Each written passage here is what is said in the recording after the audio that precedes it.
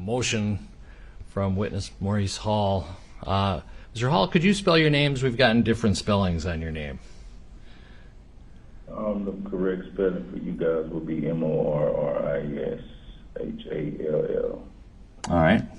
And representing Mr. Hall today, note your appearances. Good morning, Your Honor. Adrian Cousins and Jeffrey Eisenman on behalf of Mr. Hall.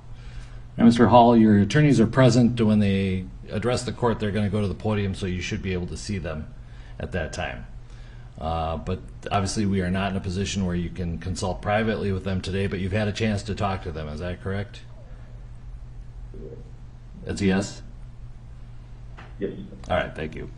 All right, this is Mr. Hall's motion as a witness to quash the subpoena. Who would like to address it? Ms. Cousins, if you would.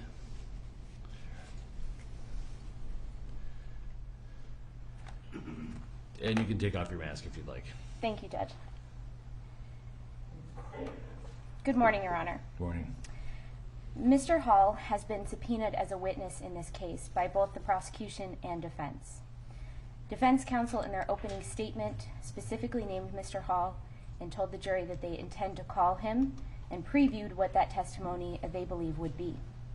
So in order to avoid any kind of delay or interruption in these proceedings, I notified all parties that Mr. Hall would be invoking his Fifth Amendment privilege against self-incrimination were he called to testify.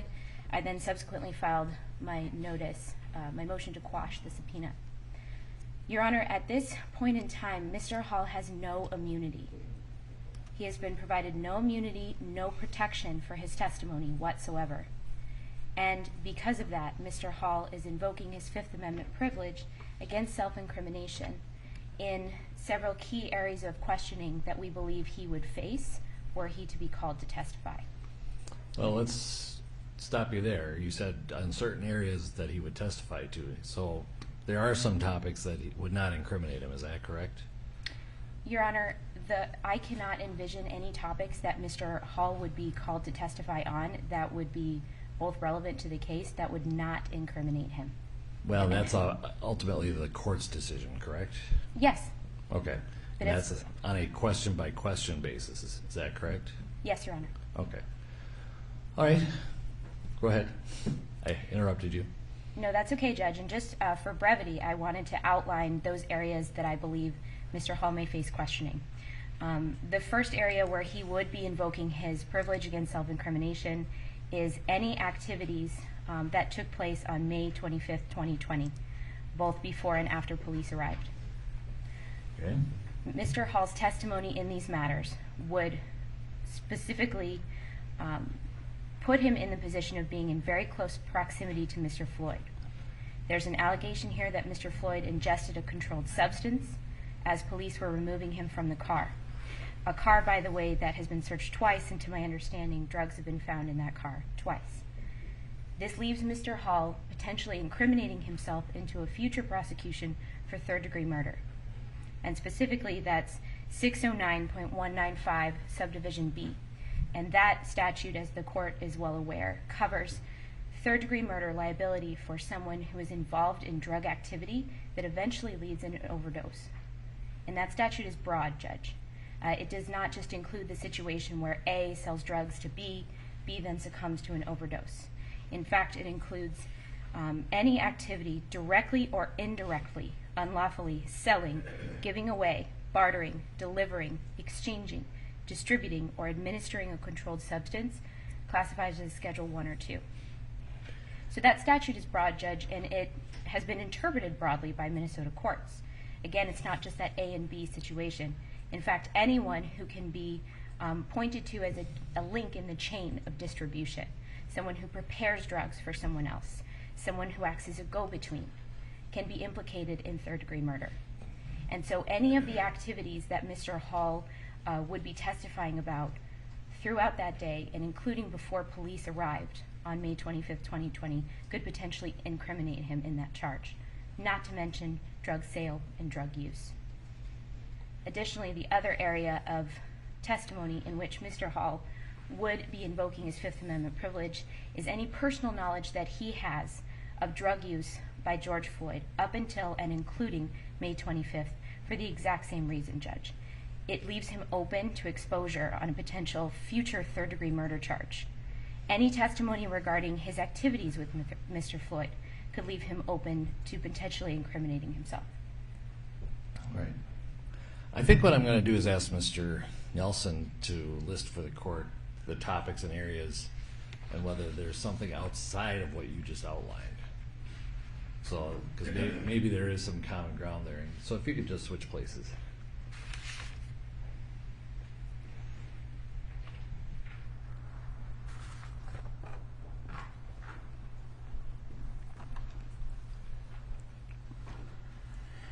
Your Honor, it would be the defense intent to inquire of Mr. Hall as to the following. Certainly, any events leading up to Mr. Hall and Mr. Floyd's arrival at Cup Foods earlier in the day, where they were, what they were doing. Mr. Hall's interactions with Mr. Floyd in the Cup Foods, including whether either party gave the other a counterfeit bill. Whether or not Mr. Hall gave, sold, or otherwise provided Mr. Floyd with controlled substances. Specifically, whether Mr. Floyd, his behavior in the car, Mr. Hall previously described that Mr. Floyd was falling asleep, that it was sudden.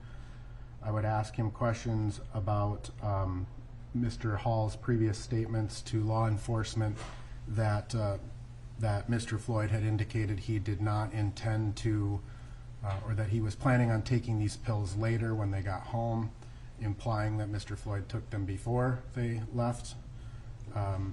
Mr. Hall described seeing Mr. Floyd go for the ignition when the police arrived, so his behaviors in the car at the time police arrived.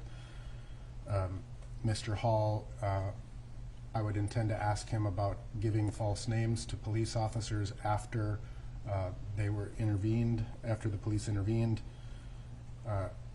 Mr. Hall is seen on a security camera taking something out of his backpack and throwing it. I would ask him about those and what it was that he threw. And I would also ask Mr. Hall about his decision to leave Minnesota immediately after this incident and his subsequent apprehension by the Texas Rangers. Well, let me focus on a couple things. I think you would agree that any questions that he answers about the counterfeit bill falls within his, could incriminate him. Would you agree with that? Yes. Also, the false information he gave to the police, he would have a legitimate invocation of his Fifth Amendment rights there as well. Yes. And what he took out of the backpack, that's a legitimate Fifth Amendment privilege to invoke there. Yes. Flight as circumstantial evidence of guilt, you would agree that his fleeing to Texas, if you went into motives as opposed to simply traveling to Texas, that could be considered incriminating. Would you agree with that? Yes. Use and possession of drugs by both of them during that day, that could incriminate him based on counsel's representation. Would you agree with that? Yes. It seems like just about everything that you want to ask him, except the following. He would have a legitimate right to invoke his Fifth Amendment rights against compelled self-incrimination. And that being how George Floyd appeared when he was back in the car and the falling asleep suddenly. Would you? Well, I mean, the and I'm sure counsel is going to say that that's incriminating, but I do not believe that in and of itself incriminates Mr. Hall in terms of a description of Mr. Floyd falling asleep. But the implication being that because fentanyl was found in Mr. Floyd's system, and it causes a person to fall asleep, that would be ostensibly connected to ingestion of controlled substances. So, I mean, remotely perhaps, I would argue, but not in and of itself. All right. Ms. Cousins, would you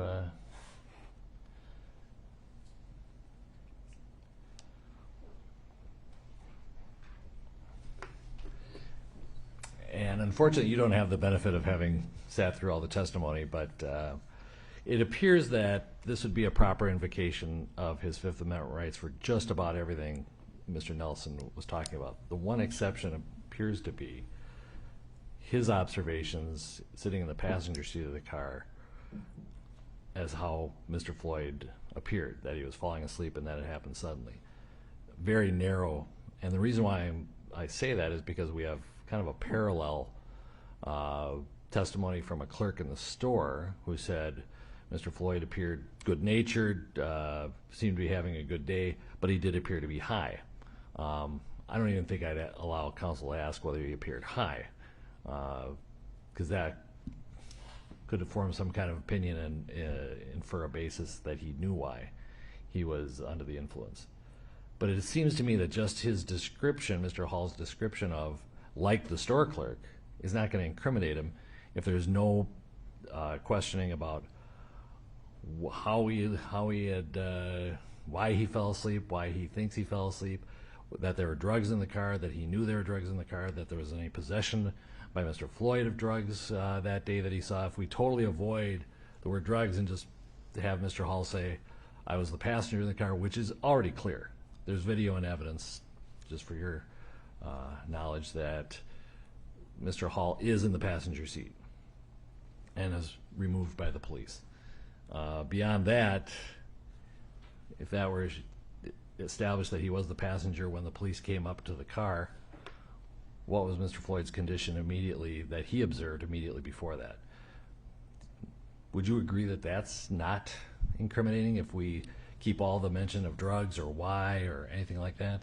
No, Your Honor, I do not agree that. How would that, when it did not incriminate the clerk who said he thought he was high, how would it be that Mr. Hall saying that would incriminate him? Well, because first of all, Judge, the inquiry is not what evidence is in front of the jury. What testimony have they heard? No, I'm just using that as an analogy on how that certainly didn't incriminate the store clerk by saying, well, he appeared high.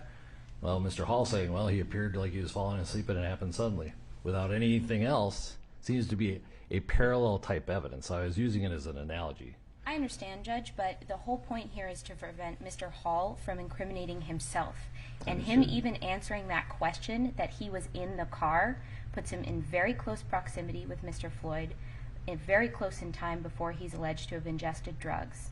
And again, it exposes him on that third-degree murder charge. If there were to be a future third-degree murder charge, and Mr. Hall was charged with basically being involved in this drug activity that had caused Mr. Floyd to pass away due to an overdose, him even being in that car incriminates him in terms of behaviors of Mr. Floyd, what he observed, when he observed it. So, no, Your Honor, I would argue that it definitely would expose him to potential incrimination. Well, not to mention, Judge, that this is a car where drugs have been found twice. Well, and the state has all that evidence. That's pretty clear. And I know we're not talking about, but that didn't incriminate him. The video of him sitting next to George Floyd does not incriminate him, or has not subjected him to criminal liability, at least yet. So And you're I think saying that's beyond that? That's the key word, Judge, is yet. Yeah. Is yet. The But question you is, think his observations of how George Floyd looked would incriminate him?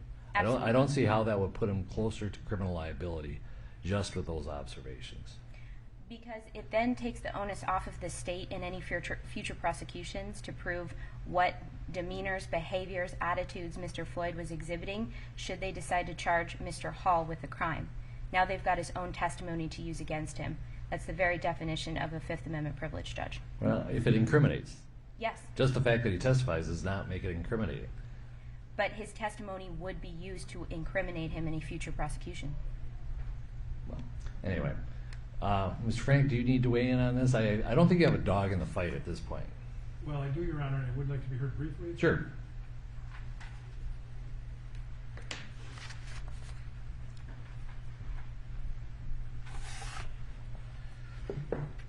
Thank you, Your Honor. Our You're dog, not going to represent his interests, are you? I am not. Okay, Our dog in the fight is a fair trial for Mr. Chauvin, of course. and one trial. And what we can't have is an invocation of this privilege in front of the jury. And this questioning that the court is offering or suggesting creates a huge problem. And the reason why I cited the Caldwell case to the court is because this questioning would not exist in a vacuum. And we have to remember, too, that the standard is not just whether this evidence itself is inculpatory or implicates him. It's whether it creates a link. And I think that's partly what Ms. Understood. Cousins is referring to is it now puts him in that vehicle, and it's testimony from he himself creating the part of that link. And as I said, it won't exist in a vacuum. There would be other questioning, and we would have the right to question him about his credibility and other aspects of that interaction then that would lead, unfortunately and potentially, to him invoking question by question in front of the jury. But we regularly, in fact, did in this case, in excruciating detail, walk through motions in limine, limiting what questions could be asked of various witnesses based on rules of evidence. This is not based on rules of evidence. It's based on his Fifth Amendment rights and what could possibly incriminate him. But limitations, and you got to admit, as Mr. Isaacman and I can tell you, the Caldwell case is a totally different situation. That was a man who wanted to testify despite being warned that everything he said would incriminate himself, and didn't care until he realized it might get him into more trouble than he thought. I think it's the complete opposite of this case. It's an illustration, Your Honor, of how, despite that witness trying to tailor his evidence to meet a certain goal, it just couldn't be done. And it led to, and unfortunately in that case there wasn't a jury sitting there, but that invocation, that's where they ended up in that case. We can't have that when we're in front of a jury. And Mr. Hall would be faced with the question by question determination of what we're arguing about this morning. That's why sort of a blanket invocation is allowed, because the standard is rather broad. What case law says that there is such a thing as a blanket invocation of Fifth Amendment rights? I can't cite the court a case that has yet and the I'll admit, blanket invocation, but and I'll admit, I don't think there's clear Minnesota case law on it, but I'm looking at Illinois, the Northern District of Illinois, Oregon, I think Hawaii as well. A couple of cases, just to take a look at Hillman versus City of Chicago, 918 F sup 2nd 775, which is the Northern District of Illinois. Oregon versus Rodriguez, 301 Oregon Appellate 404. Shackman, Shakman versus Democratic Organization of Cook County, which is 920 F sup 2nd 881. It's pretty clear from those cases, and granted they are not Minnesota, that the invocation of the Fifth Amendment right is on a question-by-question basis, and the legitimacy of that invocation is to be determined by the court, which makes sense. Otherwise, somebody who just didn't want to testify could say, I'm asserting my Fifth Amendment rights. I agree with that concept, Your Honor. We cited the court a case where they talked about a voir dire process, and essentially this hearing is a substitute for that process, because we know from his counsel that he is going to invoke the Fifth Amendment about the very areas she discussed, and there just is no legitimate way. I mean, there isn't really any question that all of the matters that counsel identified and Mr. Nelson identified are tied intimately to his interactions with Mr. Floyd that day and in the previous weeks, and it ties him. So we're not facing a question like perhaps in those cases where they might just be invoking because they don't want to testify. Here there is a legitimate link in the chain from what he's going to be asked about, and quite a few potential crimes, not just the third-degree murder obviously being the most important. I mean, we even know, we've talked about the sense of opposing counsel has suggested almost an alternative perpetrator in that sense, with the third-degree murder, but there's also drug charges, counterfeiting, false information. And I don't know how we put on Mr. Hall to testify and ask him one question and then let him leave without having the ability to pursue, as we normally would in a trial, the credibility and the foundation for that testimony in light of all we know.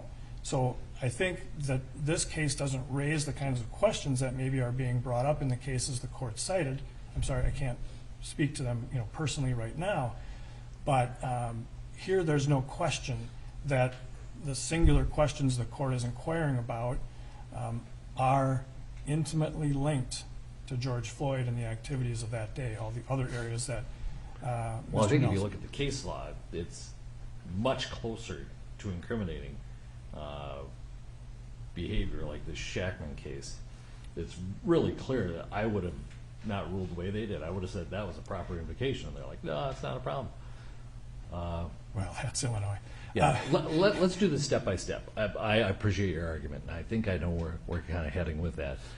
This is what I'm going to propose. We're not done today with this.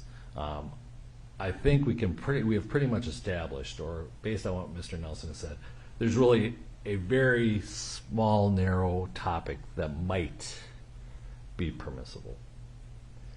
So what I'm going to do is I'm going to ask Mr. Nelson essentially to draft in written question form with the expected answer based on whatever statements were made on what that would be. That way, Mr. Hall can meet with his lawyers and talk about would he be willing to answer those. Then we can have another hearing outside the hearing of the jury where we walk through and see if he, number one, if I, based on my review of the examination, believe that it is a proper invocation of Fifth Amendment rights to that or not, question by question basis. And if I say it's not a proper invocation, is Mr. Hall willing to answer? Despite your ruling, Judge, he's still not going to. Well, he is subject to contempt then. But I think we get too far ahead when we kind of are being vague. Let's say, what are the questions we're going to ask him? Let's walk through outside the hearing of the jury whether or not I would allow it and find that it's not incriminating. And then based on that, Mr. Hall can meet with his lawyers. So I'm talking by Thursday. I'd like that list. The state can do any indication of cross. Same thing. I'm guessing what you would want to cross Mr. Hall on as far as his credibility and all that, well, it's pretty much up to you, Mr. Frank, but I think that since it might widen the net some, so to speak, some of yours might clearly get him into Fifth Amendment issues. But I think we need to, if Mr. Nelson can get you that, you can write up your own list of questions and let's do it outside the hearing of the jury. And he has time to talk to his attorneys before we put him on the stand cold, and he has to confer with them one by one. So, and it's a limited, I'm only allowed for that limited, and this isn't a final ruling. This is the only part that I think is possibly not subject to a Fifth Amendment claim. Tell me what you want to ask. We'll run it by outside the hearing of the jury on a question by question basis. The court will make a determination, and then counsel can follow up with Mr. Hall, and based on the court's ruling, are you going to testify? And we go from there. So I don't want this to be the last and try and push through a ruling when we need to tread carefully, obviously. Fifth Amendment right is a broad one, and I agree. The link, you have to worry about links to possible prosecution, but at the same time, if everything's linked, then it's a blanket prohibition, and that is not the case law. So with that, everybody's got their homework assignments. Let's go with that. All right? Very well. Thank you, Your Honor. But for now, do not waste your time on all the other stuff. It's that narrow, limited area that we're going to talk about. Okay? Thank you. It's 5 to 9. Let's see if we'll probably start up at 9:15 with the jury. All right, we're in recess. Thank you, Mr. Hall.